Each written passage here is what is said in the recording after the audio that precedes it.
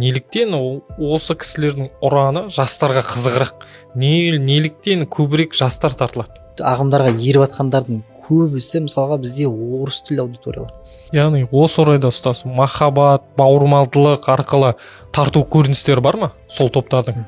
Сіз қазір кіресіз, бірақ бұл топқа кіргеніңізде ешкімге айтпайсыз. Ешкімге айтпау шартымен сізді кіргіземіз. Деструктивті ағымдар көбінесе жанашыр болмайды мысалы.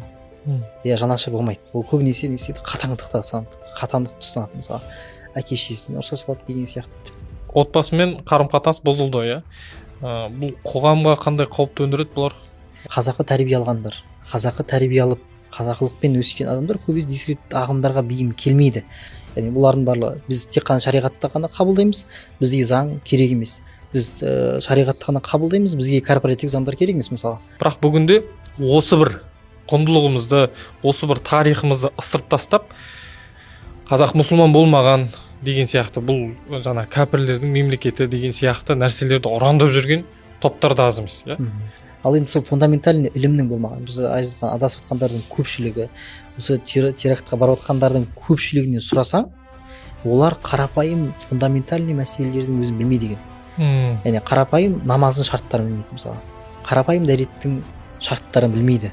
Енді бірақ қарапайым халық жалпы діннен шошып кетуі мүмкін да. Айыра алмағандықтан, дұрыс жолмен жүріп баратқандар да, бұрыс жолмен жүріп баратқан барлығы бір деп қабылдауы мүмкін. Жалпы көбіміз қателесу көреміз, бір неміз деструктивті бір өкілді көреміз да, бұлардың бәрі сондай дейміз. Немесе алаяқтар жасатқандар да көп мысалға, иә, алаяқтар жасатқандар да көп.